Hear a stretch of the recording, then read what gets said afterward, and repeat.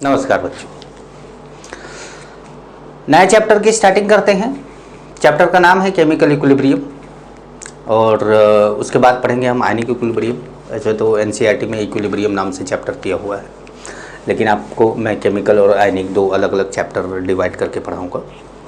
जैसे थर्मोडायनेमिक्स को भी हम थर्मोडायनेमिक्स और थर्मोकेमिस्ट्री दो अलग अलग चैप्टर के नाम से पढ़ाते हैं। तो चैप्टर की खासियत है कि इक्विलिब्रियम पे ये, इक्विलिब्रियम पे वो, इक्विलिब्रियम पे ऐसे, इक्विलिब्रियम पे वैसे। लेकिन बच्चे जो है बोलते हैं कि उनको थोड़ा डिफ़िकल्ट चैप्टर लगता है, क्योंकि मैंने देखा कि यूट्यूब पर अगर कोई इक्विलिब्रियम चैप्टर डाल देता है, इक्विलिब्रियम का एक चैप्टर डाल देता है, तो इक्विलिब्रियम के चैप्टर पर इतने व्यू आ जाते हैं, इतना। तो मुझे ऐसा लगता है कि इक्विलिब्रियम का चैप्टर बड़ा ही डिफ़िकल्ट है। लेकिन मुझे कभी नहीं लगा, या मेरे क्लास में पढ़ने वाले बच्चे भी इस चैप्टर को लाइटली लिए। कभी ऐसा नहीं कि उनको बहुत डिफ़िकल्ट लगता हो। उनको डिफ़िकल्ट लगता है मेटलर्जी, क्योंकि मेटलर्जी मेरा पढ़ाने का मन नहीं करता। लेकिन इस तरह के जो चैप्टर है फिजिकल, ऑर्गेनिक के, इनऑर्गेनिक के, में कभी डिफ़िकल्टी महसूस नहीं हुई बच्चों को। तो हम केमिकल इक्विलिब्रियम से स्टार्ट करते हैं। अब चैप्टर इसलिए भी बहुत इम्पोर्टेंट है क्योंकि आपको थर्मोडायनेमिक्स में भी काम आएगा और इलेक्ट्रोकेमिस्ट्री में भी काम आएगा। ये दोनों जगह पर ये काम आएगा। तो इक्विलिब्रियम मुझे लगता है कि हर जगह पे ही काम आता है। तो चैप्टर की हेडिंग डाल लीजिए और सबसे पहले एक पॉइंट लिखिए, डेफिनेशन टाइप की लिखिए। लिखिए, equilibrium represents the state of a process. Equilibrium represent the state of a process in which the properties like temperature, pressure, concentration of the system do not show any change,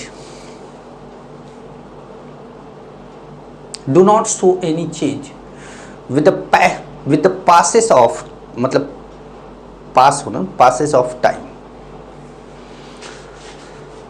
time के पास होने से temperature पे, pressure पे या concentration पे कोई change नहीं आता, इक्विलिब्रियम अगर स्टेबलाइज हो गया तो। ठीक है। अब जैसे मान लीजिए कि आपका एक इक्विलिब्रियम पर एक रिएक्शन, जो कि हम अक्सर लेंगे,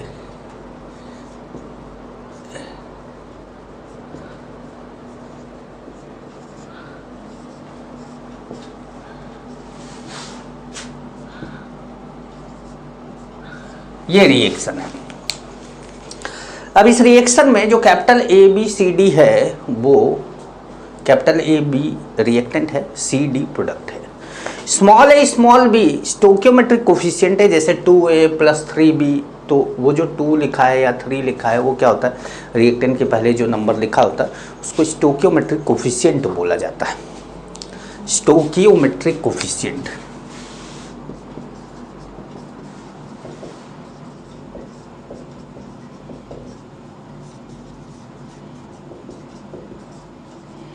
को स्टोइकियोमेट्रिक कोफिशिएंट कहते हैं। स्टोइकियोमेट्रिक कोफिशिएंट कौन है? ए बी सी डी, ये सब क्या स्टोइकियोमेट्रिक कोफिशिएंट है। यहाँ पर स्टोइकियोमेट्रिक कोफिशिएंट का मतलब, जैसे हमने लिखा N2 + 3H2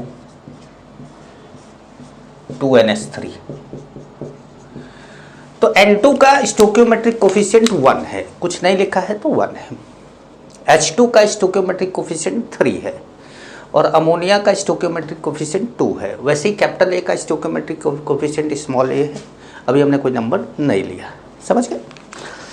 तो स्टोइकियोमेट्रिक कोफिशिएंट को आप समझिए और ये रिएक्शन लिख लीजिएगा। वो तो अमोनिया वाला तो मैंने समझाने के लिए बोला है, लिखना चाहें आप वो भी लिख लीजिएगा। ठीक है। देखिए, at equilibrium reaction takes place in both direction.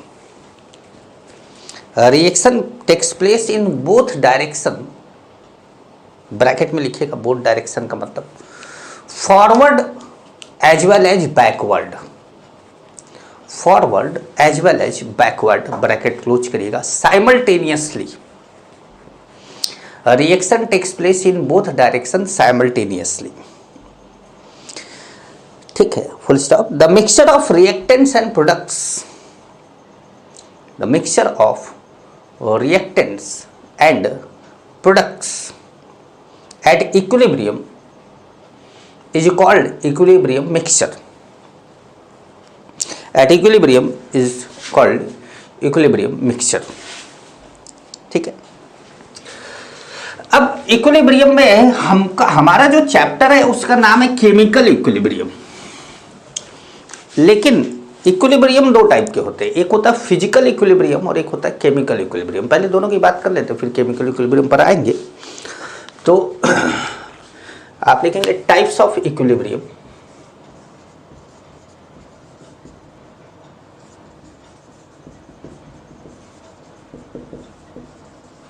Types of equilibrium,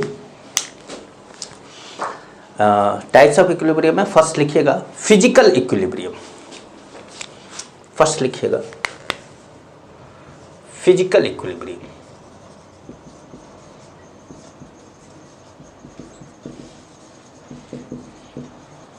physical equilibrium में कोई केमिकल चेंज नहीं होता, जैसे सॉलिड का लिक्विड में, सॉलिड और लिक्विड का इक्विलिब्रियम, सॉलिड लिक्विड में चेंज हो रहा है, लिक्विड सॉलिड में चेंज हो रहा है, ये क्या है, फिजिकल इक्विलिब्रियम है। जैसे कि वाटर है, आइस मेल्ट करके वाटर बना रहा है और वाटर फ्रीज होके आइस बना रहा है, और अगर ये प्रोसेस इक्विलिब्रियम मेंटेन कर ले कि जितना वाटर फ्रीज होके आइस बना रहा है उतना ही आइस मेल्ट होके वाटर बना ले रहा है, तो इसका मतलब है कि ना वाटर कम हो रहा है ना आइस कम हो रहा है, फिक्स अमाउंट हो गया दोनों का, उस कंडीशन को इक्विलिब्रियम बोलेंगे। और यहाँ पर वाटर के नेचर में तो कोई चेंज हो नहीं रहा, H2O केमिकल नेचर में तो कोई चेंज हो नहीं रहा, तो वो फिजिकल इक्विलिब्रियम बोला जाएगा उसको, ठीक है। तो इसमें एक पॉइंट लिख लीजिएगा, if equilibrium stabilize, if equilibrium stabilize between two physical state, if equilibrium stabilize between two physical state, bracket में लिखेगा solid oblique liquid oblique gas, bracket close करिएगा, equilibrium stabilize between two physical state called physical equilibrium, called physical equilibrium,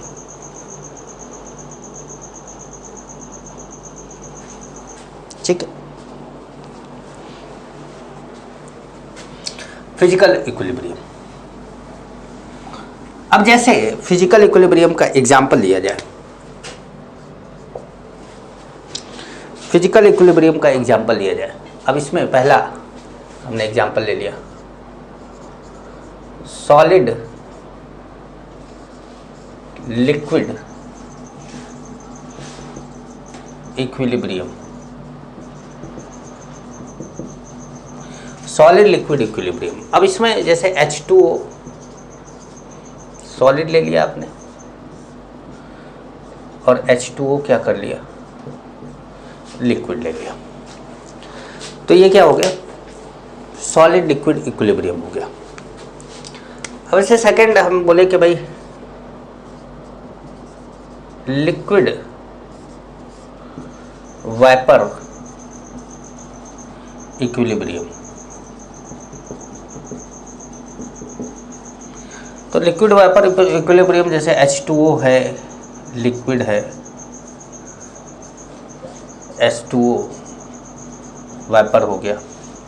अच्छा देखिए, vapour और gas में आपको difference पता है क्या होता है, वेपर और गैस में डिफरेंस देखिए, जिसका नेचर लिक्विड है, नेचर लिक्विड का मतलब कि जो नेचर में लिक्विड फॉर्म में पाया जाता है, वो अगर गैस बनता है तो उसको वाइपर बोलते हैं।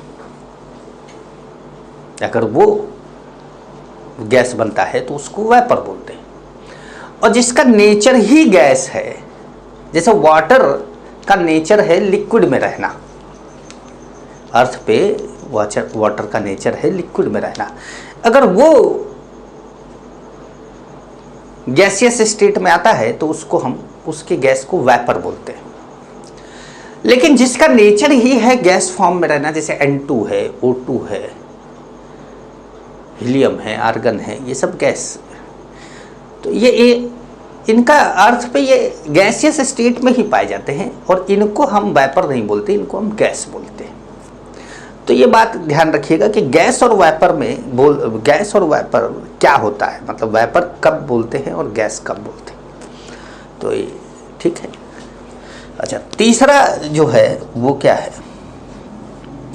सॉलिड लिक्विड ले लिया, लिक्विड वाइपर ले लिया, सॉलिड वाइपर ले लेते हैं।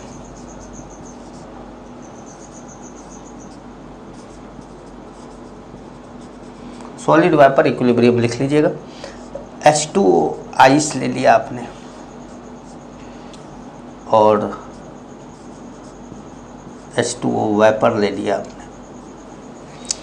तो ये क्या है, फिजिकल इक्विलिब्रियम है। फिजिकल इक्विलिब्रियम के 3 एग्जाम्पल मैंने आपको दिए हैं, वाटर से रिलेट करके दिया है, बाकी चीज़ों से भी आप रिलेट कर सकते हैं, अभी मैंने वाटर से रिलेट करके दिया। अब आप हेडिंग डालेंगे केमिकल इक्विलिब्रियम। अब आप हेडिंग डालेंगे chemical equilibrium.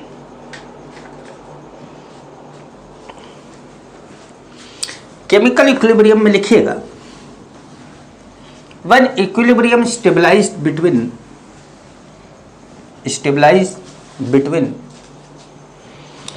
chemical change, when equilibrium stabilized between chemical change, then it is known as chemical equilibrium। जैसे H2 plus I2 to HI, जैसे PCl3 Cl2 PCl5 N2 3H2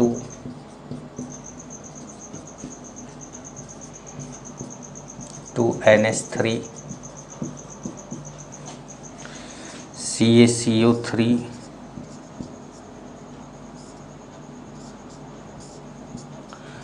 CaO plus CO2। आपको लग रहा है सब gas gas ले रहे थे तो सॉलिड भी ले लिया। कहने का मतलब है कि ऐसा कोई भी इक्विलिब्रियम, अच्छा कोई भी, अच्छा एक और एग्जांपल ले लेते हैं। CS3 COOH प्लस C2H5OH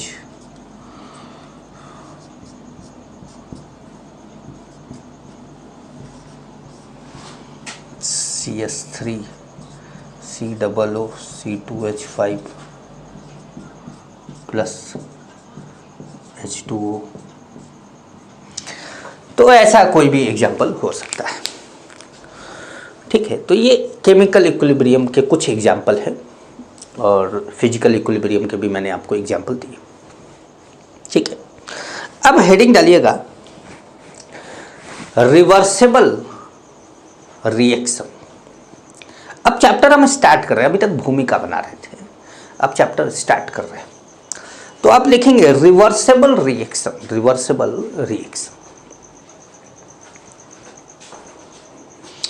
इसमें लिखिए the reaction which takes place, the reaction which takes place in forward, the reaction which takes place in forward as well as backward direction, the reaction which takes place forward as well as backward direction called a reversible reaction,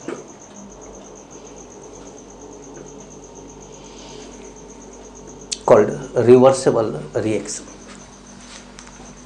ऐसा reaction जो forward backward दोनों जाए उसको क्या बोलते हैं?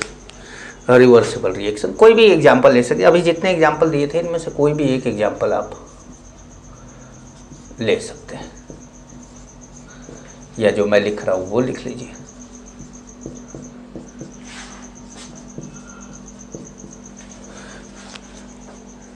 ठीक है। अच्छा, एक और आता है इररिवर्सिबल रिएक्शन।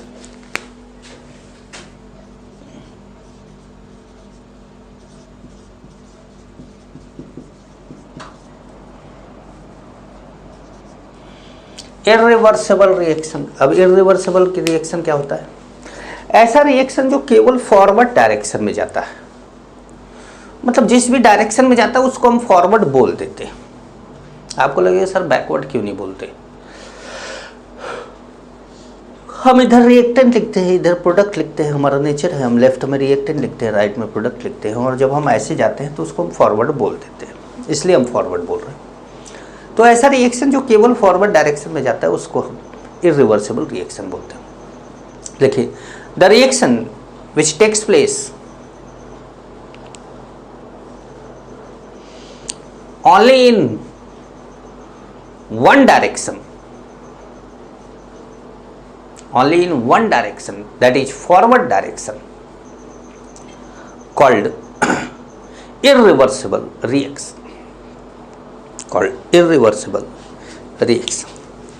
जैसे एग्जाम्पल ले लें, AgNO3 aqueous, NaCl aqueous,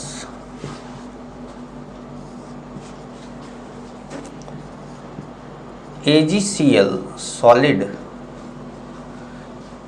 NaNO3 aqueous।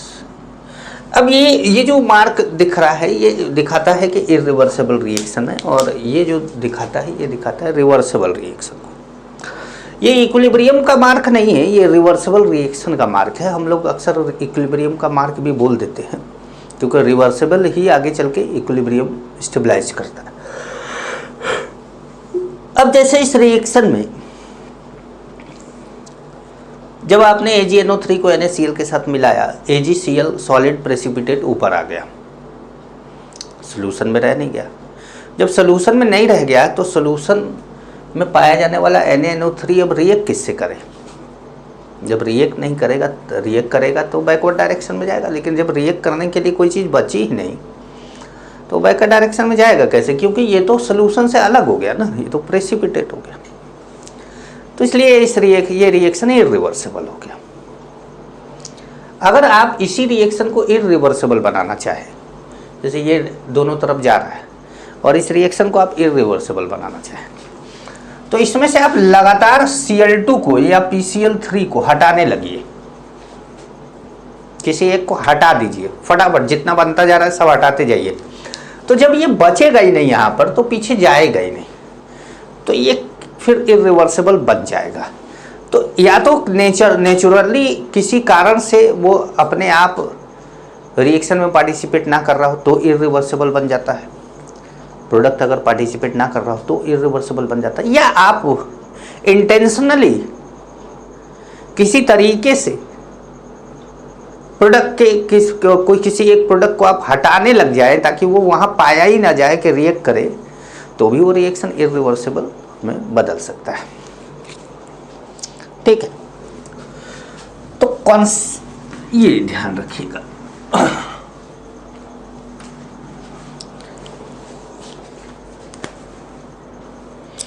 अब जैसे हम बोले कि कॉन्सेप्ट ऑफ, जैसे मान लीजिए कि रिएक्टेंट है,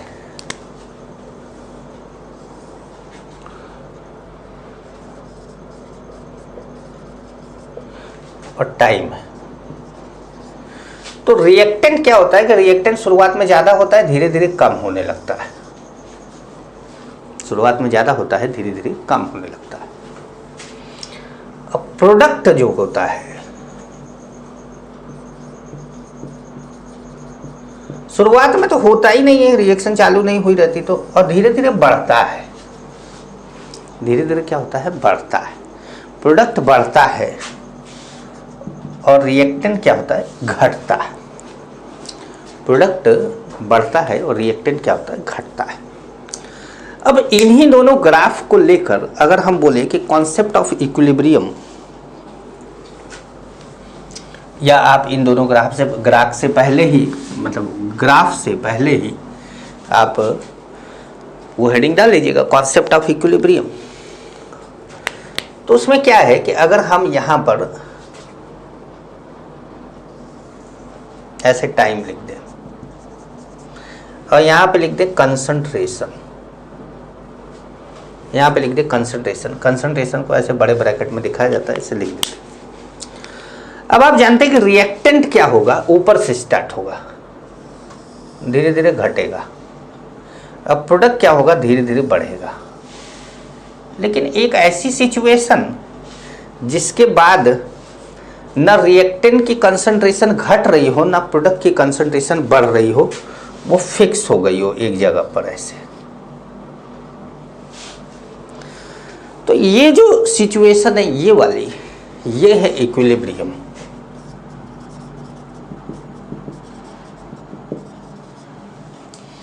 ये है क्या, इक्विलिब्रियम। समझ पा रहे?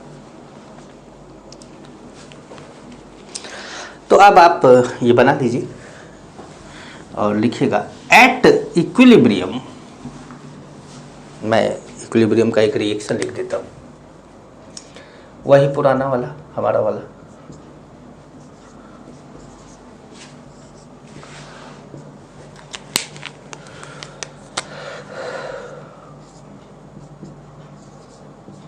हमारा वाला reaction.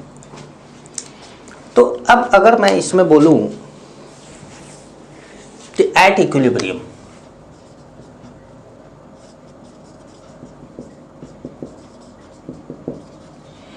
Eight equilibrium rate of forward reaction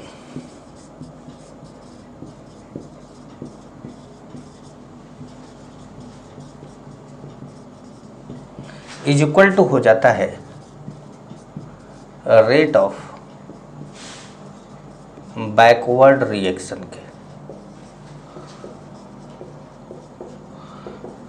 at equilibrium rate of forward reaction किसके बराबर हो जाएगा, रेट ऑफ,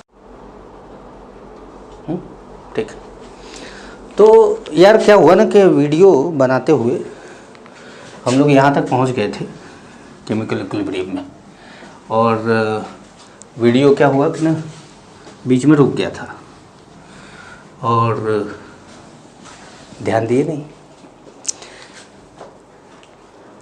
अपनी धुन में पढ़ाते गए, बाद में पता चला कि यहाँ खड़े होकर rate of forward reaction is equal to rate of backward reaction, बस इतना ही, और हम पहुँच गए इक्विलिब्रियम कैसी, वहाँ तक पहुँच गए। तो एक बार फिर से, rate of forward reaction, forward reaction जिसको हम आर एफ से डिनोट कर रहे हैं, is equal to rate of backward reaction, जिसको हम आर बी से डिनोट कर रहे हैं। ठीक है, तो rate of forward reaction is equal to rate of backward reaction होगा कब, एट इक्विलिब्रियम। ठीक है, तो अब यहाँ पे एक टर्म आता है जिसको बोलते हैं हम लॉ ऑफ मास एक्शन। क्या बोलते हैं, law of mass action. Law of mass action क्या होता है, इसमें लिखिएगा rate of any reaction is directly proportional to, rate of any reaction is directly proportional to, rate of any reaction is directly proportional to product of active masses of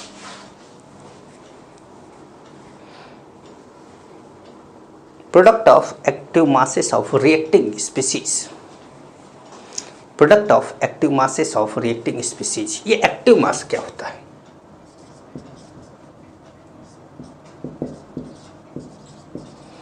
active mass का मतलब होता है molar concentration, अरे concentration तो molar concentration या molarity भी आप कह सकते हैं। जैसे अगर बोला जाए कि A plus B C plus D है, A plus B C plus D है, तो यहाँ पर जो A ये है ऐसे लिखा जाएगा, कैपिटल A को बड़े ब्रैकेट में, ये क्या है, एक्टिव मास ऑफ A है, या इसी को कंसंट्रेशन ऑफ A भी बोल दिया जाएगा। अब जैसे B है तो क्या हो गया, एक्टिव मास ऑफ B या कंसंट्रेशन ऑफ B। अगर ये जैसे C होता तो ये होता एक्टिव मास ऑफ C और कंसंट्रेशन ऑफ C। D होता तो ये हो जाता एक्टिव मास ऑफ D और कंसंट्रेशन ऑफ D। तो कहने का मतलब है कि ये जो ये जो बड़े ब्रैकेट में लिखा जा रहा है, इसकी मीनिंग है मोलैरिटी। इसकी मीनिंग क्या है, मोलैरिटी या कंसंट्रेशन बोलना ज़्यादा अच्छा है, मोलैरिटी से ज़्यादा अच्छा है कंसंट्रेशन बोलना। एक्चुअली ये जो कंसंट्रेशन होता है वो होता है, मोलर कंसंट्रेशन का मतलब है number of moles upon volume. तो मोलर कंसंट्रेशन जो होता है वो होता है number of moles upon volume in litre. तो एक तरीके से मोलरिटी हुआ, number of moles upon volume in litre, यही तो मोलरिटी होता है, तो इसलिए मोलरिटी बोल दिया। वरना आप मोलर कंसंट्रेशन बोलिए या एक्टिव मास बोलिए, ज़्यादा अच्छा। तो क्या बोला गया लॉ ऑफ मास एक्शन में, लॉ ऑफ मास एक्शन में बोला गया कि किसी भी रिएक्शन का जो रेट है वो क्या है, रेट ऑफ रिएक्शन। जैसे मान लीजिए कि A प्लस B प्रोडक्ट बना रहा है, तो हम बोल रहे हैं कि रेट ऑफ रिएक्शन वो डायरेक्टली प्रोपोर्शनल टू किसके हो गया, active mass of A into active mass of B, product of active masses of reacting species. ठीक है, तो active mass of A into active mass of B। लेकिन इसी में जब हम, जैसे मान लीजिए कि अभी रेट ऑफ रिएक्शन प्रोपोर्शनलिटी का मार्क भी हटा देते, K इज इक्वल टू क्या आ गया, ऐसे मतलब K से मल्टीप्लाई कर दिए। K क्या है, कांस्टेंट है, और K क्या है, K हमारा रेट कांस्टेंट है, rate constant of reaction, rate constant of reaction, K हमारा रेट कांस्टेंट ऑफ रिएक्शन है, को प्रोपोर्शनलिटी का मार्क हटा के कांस्टेंट से मल्टीप्लाई कर दिया। ठीक है, लेकिन अब जैसे लॉ ऑफ मास एक्शन कहता है, लॉ ऑफ मास एक्शन जो कह रहा है, और रेट लॉ, एक और टर्म आता है रेट लॉ, या रेट ऑफ रिएक्शन बोलना ज़्यादा अच्छा है, क्योंकि रेट लॉ जो चला जाएगा वो केमिकल काइनेटिक्स में चला जाएगा। तो अभी आपको केमिकल काइनेटिक्स का कॉन्सेप्ट बताना ठीक नहीं होगा। तो rate of chemical reaction, rate of chemical reaction, rate of chemical reaction. तो अगर मैं यहां पे बोलूं कि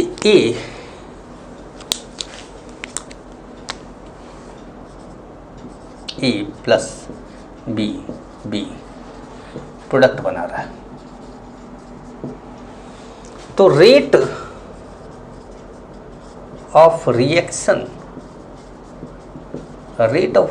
है कि रेट कांस्टेंट ए बी और ये ए बी, या प्रोपोर्शनलिटी का मार्क ही अभी लगा दीजिए, और इक्वल जब करेंगे तो K A power A B power B कर दीजिए रेट ऑफ रिएक्शन के, रेट ऑफ रिएक्शन ऐसे। अब ये रेट ऑफ केमिकल रिएक्शन की डेफिनेशन बहुत इंपॉर्टेंट होगी आपके लिए, ये बात आप लिखिएगा। लिखिए, अब जो है इसको हम रेट ऑफ रिएक्शन जब बोलते हैं तो एक्टिव मास नहीं बोलते। रेट ऑफ रिएक्शन जब हम डेफिनेशन बोल रहे होते हैं तो एक्टिव मास नहीं बोलते, लॉ ऑफ मास एक्शन बोल रहे होते हैं तो एक्टिव मास बोलते हैं, और रेट ऑफ केमिकल रिएक्शन जब बोल रहे होते हैं तो फिर कंसंट्रेशन बोल देते हैं इसको। तो लिखिएगा, rate of any chemical reaction is directly proportional to rate of any chemical reaction is directly proportional to, लिखो, देख क्या रहे हो, लिखो, rate of any chemical reaction is directly proportional to product of molar concentrations of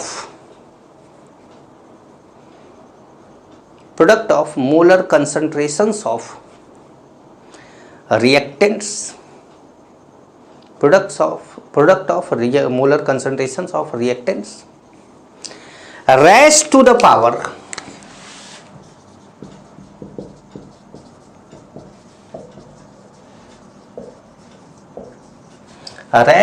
power stoichiometric coefficient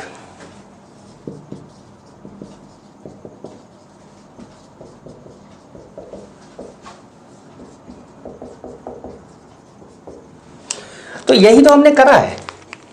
देखिए A B क्या है, reactant है, इनकी कंसंट्रेशन ए और बी है, और इनका जो stoichiometric coefficient small a small B है, जिसको हमने पावर में डाल दिया है, रेज़ टू द पावर में डाल दिया है। ठीक है, तो ये पूरी डेफिनेशन है। Rate of any chemical reaction is the product of concentration of reacting species raise to the power stoichiometric coefficient. अब प्रोपोर्शनलिटी का मार्क हटा के के से मल्टीप्लाई कर दिया। ठीक है, अब अगर हम रिवर्सिबल रिएक्शन ले लें तो रिवर्सिबल रिएक्शन में रेट ऑफ रिएक्शन दो टाइप का हो जाता है, फॉरवर्ड भी हो जाता है और बैकवर्ड भी हो जाता है। जैसे अगर मान लीजिए कि हम ए प्लस बी ले लें और सी प्लस डी ले लें, ए बी सी डी ऐसे ले लें। ठीक है, तो ये वाली जो रिएक्शन है ऐसे जा रही है, ये है फॉरवर्ड रिएक्शन, और ये वाली जो रिएक्शन ऐसे जा रही है ये है बैकवर्ड रिएक्शन। तो फॉरवर्ड रिएक्शन के लिए ये दोनों रिएक्टेंट है, और बैकवर्ड रिएक्शन के लिए ये दोनों रिएक्टेंट है। समझ पा रहे? फॉरवर्ड रिएक्शन के लिए ये प्रोडक्ट है और बैकवर्ड के लिए ये रिएक्टेंट है। ठीक है, अब बैकवर्ड के लिए ये रिएक्टेंट है और ये प्रोडक्ट है। मतलब जब हम इधर आ रहे हैं तो ये प्रोडक्ट हो जा रहा है, वो रिएक्टेंट हो जा रहा है, और जब इधर जा रहे हैं तो ये रिएक्टेंट हो जा रहा है, वो प्रोडक्ट हो जा रहा है। समझ गए? तो जो रेट ऑफ रिएक्शन है वो तो रिएक्टेंट के टर्म में बोला गया डेफिनेशन है, प्रोडक्ट के टर्म में तो बोला गया। तो rate of forward reaction, RF हमने बोला था, रेट ऑफ फॉरवर्ड रिएक्शन वो क्या होगा, K F A power A B power B. अब के एफ क्यों बोल दिया? क्योंकि जैसे के था तो वो तो रेट कांस्टेंट ऑफ रिएक्शन था। के एफ क्या है? Rate constant of forward reaction. के एफ क्या है? Rate constant of forward reaction. अब जैसे dr/dt या इस तरह से करके डिफरेंशिएशन वाला टर्म लेकर हम इसको समझाते हैं, लेकिन ये तब जब आप केमिकल काइनेटिक्स का आइडिया आपके पास हो। अभी तो आरएफ से काम चला लीजिए, जब केमिकल काइनेटिक्स पढ़ेंगे तो उस पर पहुंच जाएंगे। अच्छा, आर बी क्या है?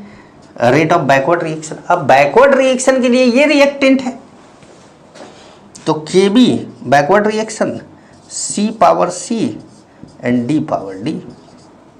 तो के बी क्या हो गया, के बी हो गया rate constant of backward reaction.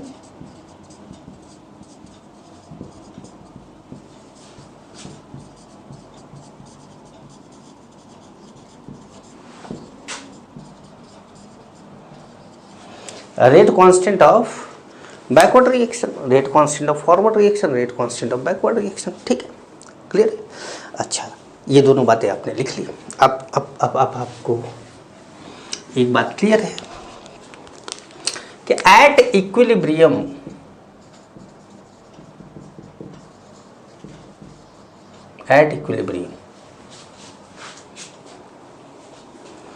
ठीक है, एट इक्विलिब्रियम क्या है, R F is equal to R B है। R F is equal to क्या है, आर बी है। तो यही लॉ ऑफ केमिकल इक्विलिब्रियम है। R F is equal to R B का होना लॉ ऑफ केमिकल इक्विलिब्रियम हो गया। तो अब यहां पर इसको मिटा देते हैं, इसको मिटा देते हैं। R F is equal to R B है, तो हमारा आ गया K F A power A B power B is equal to K B C power C D power D. ये हो गया। ठीक है, अब के एफ अपॉन अगर हम के बी कर दें, इसको इधर ले आए तो इसको इधर लेते जाए, ये क्या हो जाएगा, C power C D power D A power A B power B. ठीक है, ये हम बोल सकते हैं इसे। ठीक है, अच्छा, ये भी कांस्टेंट है, ये भी कांस्टेंट है, तो एक कांस्टेंट में दूसरे कांस्टेंट से डिवाइड करेंगे तो रिजल्ट भी कांस्टेंट ही आएगा, रिजल्ट भी कांस्टेंट ही आएगा। तो जो के एफ अपॉन के बी है वो है इक्विलिब्रियम कांस्टेंट, इक्विलिब्रियम कांस्टेंट।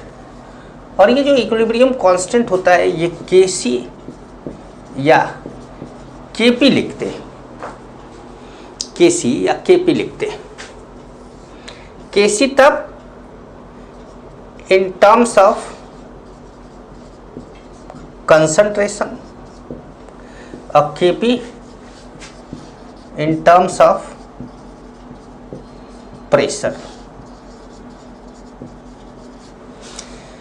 केसी तब लिखते हैं जब आपको रिएक्टेंट प्रोडक्ट के बारे में कंसंट्रेशन उसका दिया हो तो केसी लिखेंगे, और केपी तब लिखेंगे जब रिएक्टेंट प्रोडक्ट का प्रेशर दिया हो, पार्शियल प्रेशर दिया हो, तो आप उसको के एफ अपॉन के बी इज इक्वल टू के पी लिख देंगे। और अभी हम लोग कंसंट्रेशन ले रहे हैं इसलिए हम क्या करेंगे, इसको के सी लिख देंगे। लेकिन आप ये भी जानते रहिए कि इसको यही के पी भी होता है। ठीक है, तो ये लिख लीजिएगा, ये लिख लीजिएगा, ये लिख लीजिएगा। तब फिर से एक बार आप ऐसे लिखिएगा कि के एफ अपॉन के बी इज इक्वल टू क्या है, के सी। ठीक है, तो अब हमारा जो के सी है वो क्या हो गया, के सी इज इक्वल टू हो गया C power C D power D A power A B power B. ऐसे हो गया। केसी क्या हो गया, इक्विलिब्रियम कांस्टेंट। केसी क्या है, इक्विलिब्रियम कांस्टेंट है। अब ये इक्विलिब्रियम कांस्टेंट जो होता है, equilibrium constant is only depends on temperature for given reaction,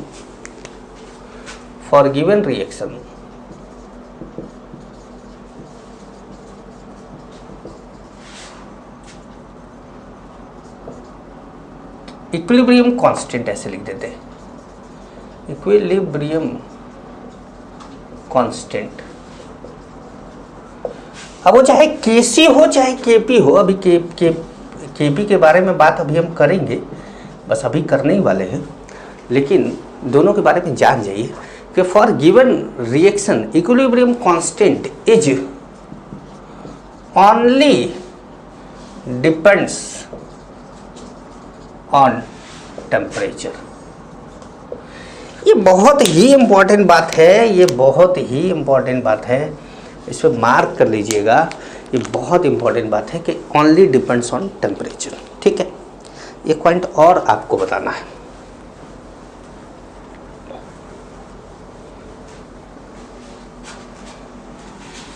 एक पॉइंट और आपको बताना है।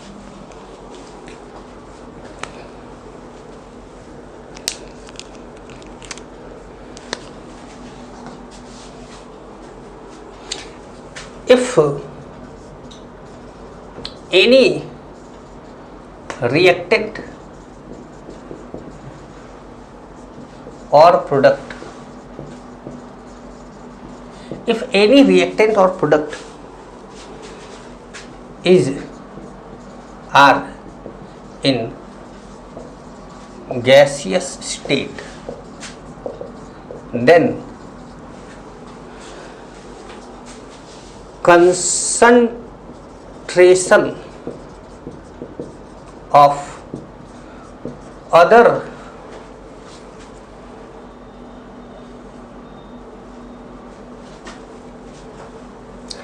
solid or liquid reactants and products, if any reactant और प्रोडक्ट इज, भाई एक होगा तो इज, एक से ज़्यादा होगा तो or, in gaseous state, then concentration of other solid और liquid reactants and products are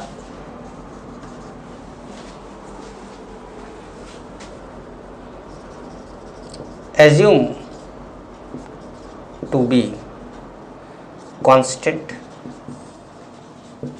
ठीक है, एज्यूम टू बी कांस्टेंट कहने का मतलब है कि कंसंट्रेशन ऑफ सॉलिड को आप क्या मान लेंगे 1,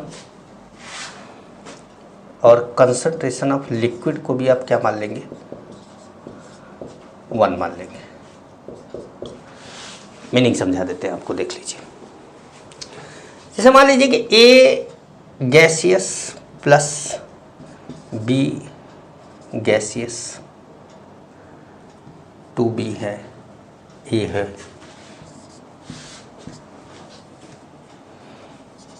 three C gaseous plus 2d solid plus E liquid है, ऐसे। अब आपको केसी निकालना है, चूंकि अभी आप केसी जानते हैं तो केसी निकालेंगे। Concentration of product upon concentration of reactant. Product देखो सी पावर सी और डी पावर डी, मतलब वो क्या था कंसंट्रेशन ऑफ सी डी क्या थे प्रोडक्ट थे, और ए और बी क्या थे रिएक्टेंट थे।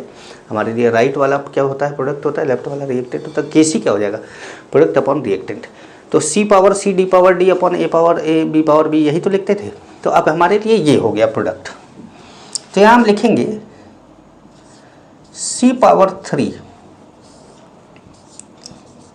ए पावर तो कुछ है नहीं 1, और बी पावर क्या हो जाएगा 2। इसको और इसको छोड़ देंगे, आप इसको 1 मान लेंगे। 1 के पावर 1 होता है, 1 के पावर 1, तो उसको आप 1 मान लें, मतलब उसको लिखेंगे ही नहीं। समझ गए आप, उसको लिखेंगे ही नहीं, आप केवल इतना ही लिखेंगे। क्लियर हुआ? जैसे एक जो है रियल एग्जांपल लेकर बताते हैं आपको।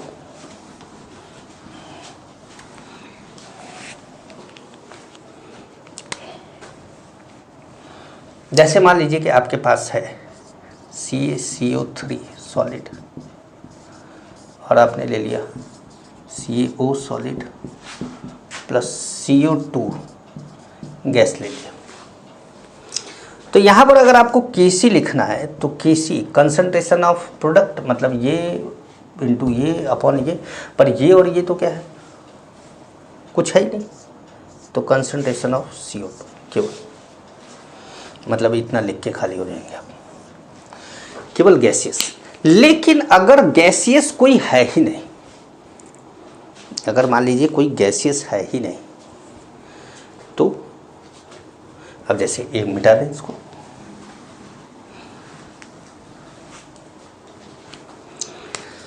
अब जैसे मान लीजिए कि ऐसा है कि CH3COOH liquid plus C2H5OH liquid,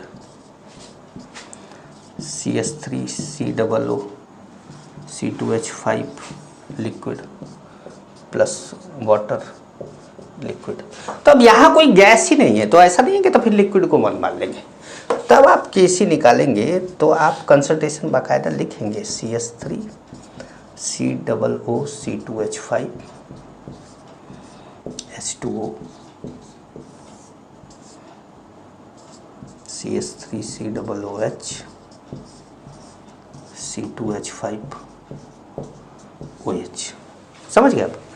तो मैंने कहा कि अगर कोई भी रिएक्टेंट या प्रोडक्ट गैस है तब आप सॉलिड लिक्विड को 1 मान लेंगे, तब उसको लिखेंगे ही नहीं, तब केवल गैस गैस वाले को ही लिखेंगे, चाहे वो प्रोडक्ट हो चाहे रिएक्टेंट हो। लेकिन अगर कोई गैस है ही नहीं तब आप लिखेंगे, लेकिन इस बात का भी ध्यान रखेंगे कि सॉलिड वाला नहीं तब भी लिखेंगे, सॉलिड वाला तब भी नहीं लिखेंगे। जैसे ऐसा कोई एग्जांपल तो मुझे नहीं आता है, लेकिन एक नॉर्मली बना देते हैं, लिखिए।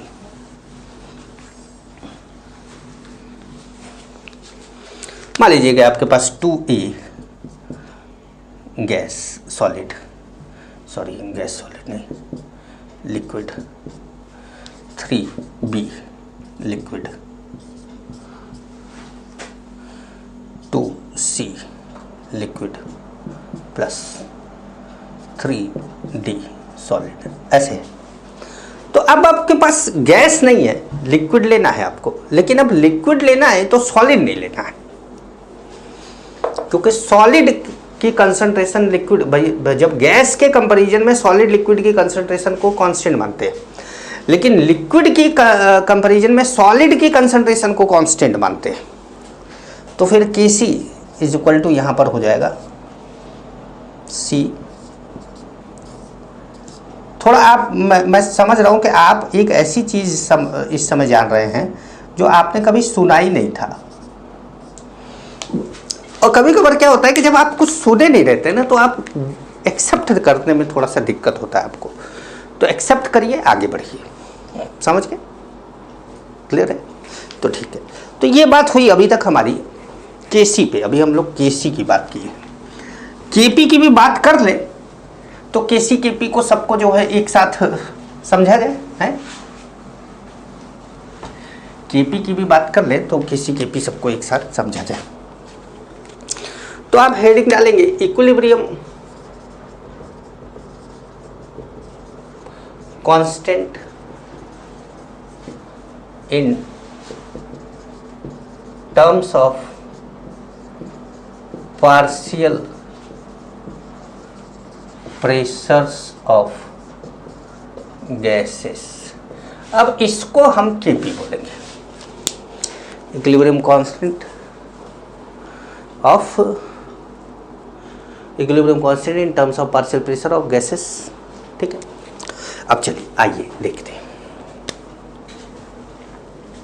हमारे पास है ए गैस, बी गैस। अभी तक तो हम ये गैस गैस लिखते नहीं थे, लेकिन अब जैसे ही हमें ये बात पता चली, सतर्क हो गए भाई हम कि अब तो लिखना पड़ेगा। तो अभी गैस गैस लिख के अभी समझा रहे हैं, तो गैस गैस लिख के समझ लिया। ठीक है, ठीक है। अब देखिए, ध्यान समझिएगा, ध्यान से समझिएगा, ध्यान से समझिएगा। अब कंसंट्रेशन ऑफ ए क्या है? वो है Na/B, number of moles of A upon total volume. Concentration of B क्या है? NB/B। कंसंट्रेशन ऑफ सी क्या है? NC/C B। और कंसंट्रेशन ऑफ डी क्या है?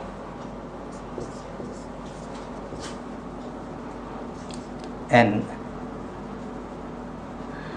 D upon V. ठीक है, ठीक है, ये हमने ऐसे लिख दिया। अब आपको पता है कि इसका पार्शियल प्रेशर, अच्छा देखिए ये जो चीज मैंने बताई है ये थोड़ा एडवांस में बता दी, पहले ही बता दी, ये मतलब अभी जरूरत नहीं थी इसकी। पार्शियल प्रेशर ऑफ ए को हम मान लेते हैं P A, partial pressure of P को मान लेते क्या है, पी बी है। पार्शियल प्रेशर ऑफ सी को मान लेते क्या है, पी सी है। और पार्शियल प्रेशर ऑफ डी को मान लेते क्या है, पी डी है। ठीक है, ये लिख लिया होगा आप लोगों ने, partial pressure of A B C D सब लिख लिया आपने। तो अब जो केपी है, केपी क्या है, केपी है, अब जैसे concentration of product upon concentration of reactant, वैसे ही partial pressure of product upon partial pressure of reactant. तो आप लिखेंगे पी सी पावर क्या, सी, स्टोइकियोमेट्रिक कोफिशिएंट जाएगा, पी डी पावर क्या, डी, पी ए पावर क्या, ए, और पी बी पावर क्या होगा, बी।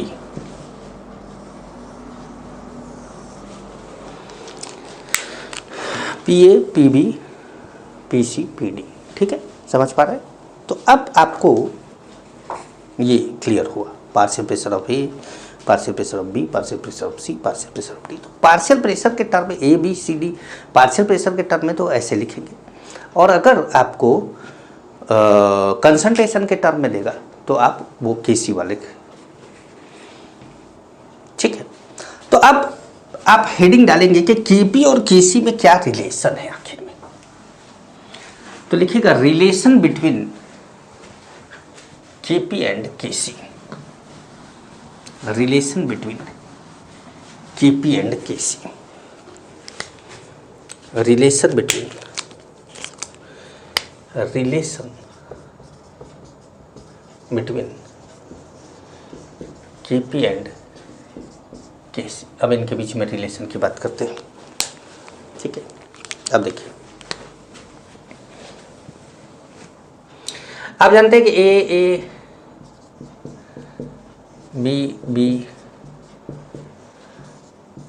सी और डी, ये हमारा रिएक्शन था। ठीक है,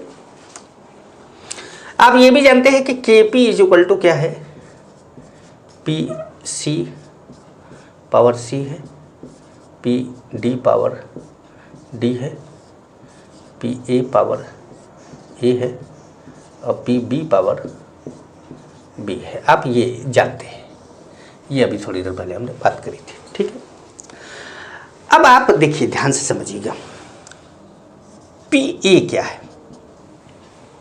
अच्छा पहले तो ये क्लियर कर लीजिए, P V is equal to होता है N R T, P V is equal to होता है एन आर टी। ये गैसेस स्टेट में पढ़ाया जाता है आप लोगों को, और मैंने आपको मूल कॉन्सेप्ट में भी थोड़ा सा बताया है।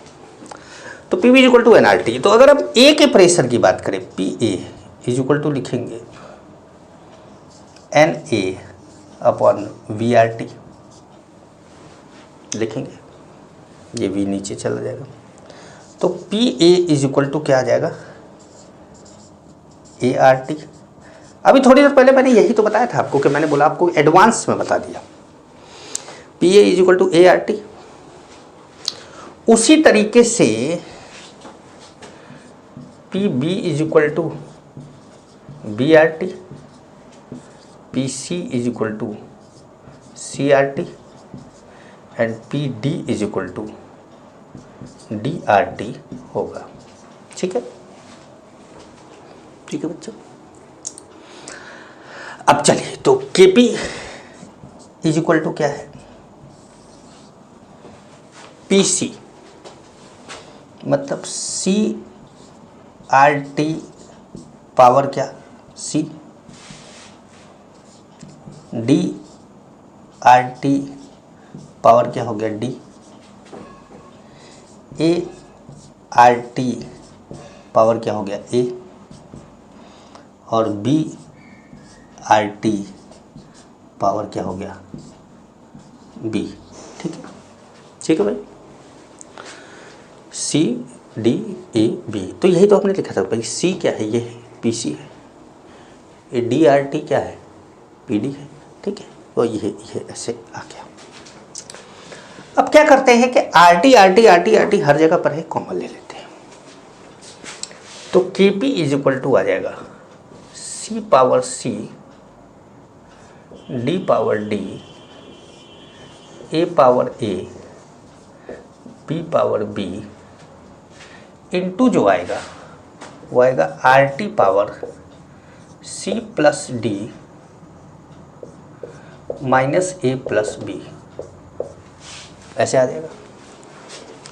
यहाँ तक क्लियर है? यहाँ तक आपको क्लियर है? यहाँ तक मामला क्लियर है। ठीक है, तो K P is equal to C power C D power D, मतलब C power C D power D A power A B power B. ये क्या है, ये के सी है, ये तो K C into R T power delta N G. R T power क्या है, ऐसे लिख देते हैं, आर टी पावर क्या है delta N G.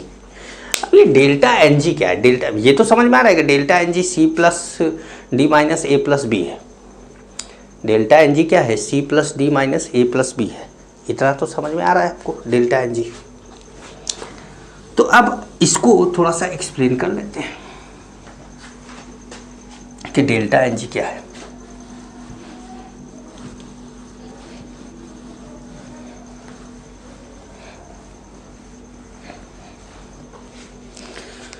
Delta N G ऐसे, एन जी का मतलब ये गैसियस, जी से रिलेटेड, जी का मतलब है गैसियस, डेल्टा एन का मतलब है चेंज इन मोल। ठीक है, तो अब ये क्या हो गया, ये है sum of stoichiometric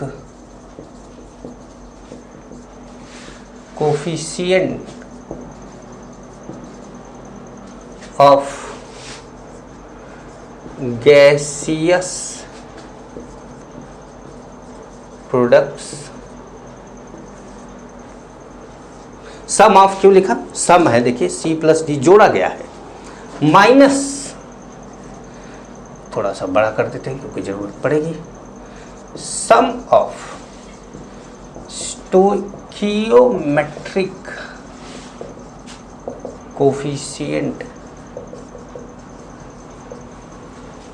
coefficients of gaseous reactants. ठीक है,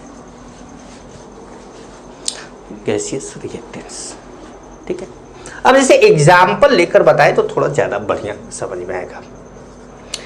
जैसे देखिए 2SO2 gas plus O2 gas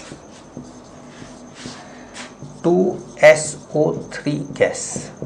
तो अब यहाँ पर डेल्टा एन क्या है, डेल्टा एन जी, तो डेल्टा एन जी है 2 माइनस 2 प्लस 1 कितना हो गया 3, क्या आ गया -1।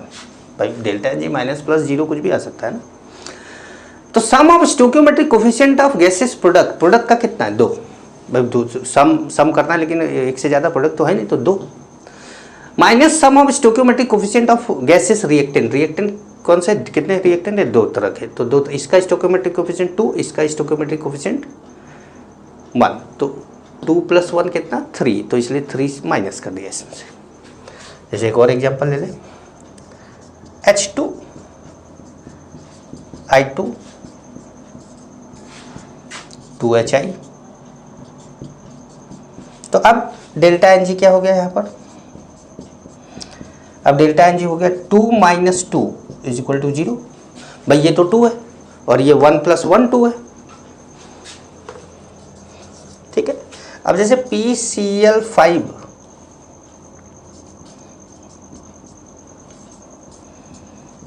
PCl3 Cl2, तो अब इसको अगर करता हूं तो ये देखिए 1 + 1 कितना हो गया 2, माइनस इधर कितना 1, तो कितना आ गया 1। तो आपने देखा कि मैंने एग्जांपल लेकर बताया आपको कि डेल्टा एनजी कैसे निकालते हैं। तो डेल्टा एनजी निकालने के लिए आपको गैसेस लेना है, ठीक है। एक और एग्जांपल ले लें, एक और एग्जांपल ले लें, यहीं ले लें, यहीं। तो चौथा एग्जांपल ले लेते हैं, जैसे CaCO3 gas solid, CO solid plus CO2 gases, delta N G. तो यहाँ लिखेंगे 1 - 0 दैट इज 1। क्यों? क्योंकि इस रिएक्टेंट प्रोडक्ट की तरफ sum of stoichiometric coefficient of gaseous product तो एक ही, ये तो गैस है नहीं, तो यहाँ पे लिखेंगे 1। और इधर रिएक्टेंट में sum of stoichiometric coefficient of gaseous reactant, यहाँ तो कोई गैस ही नहीं है, तो यहाँ पे 0। तो क्या हो गया 1 - 0। अब आपको लगेगा कि सर 2 - 1 भी करते तो भी 1 ही आता, लेकिन 1 इत्तेफाक से 1 आ जाता, पर सही तरीका नहीं था वो। जरूरी नहीं है कि गलत तरीके से निकाला हुआ आंसर हमेशा सही आए, क्वेश्चन बदलेगा तो गलत हो जाएगा, लेकिन सही तरीके से निकाला हुआ आंसर हमेशा सही आएगा, ठीक है। तो ये हमारा हो गया। अब डेल्टा एनजी मैंने निकालना बता दिया, तो Kp = Kc RT power delta N, Kp = Kc RT power delta N, ठीक है, ये फॉर्मूला है। अब हम इस पे क्वेश्चन करेंगे अगली क्लास में, तब तक के लिए अलविदा लेते हैं, नमस्कार।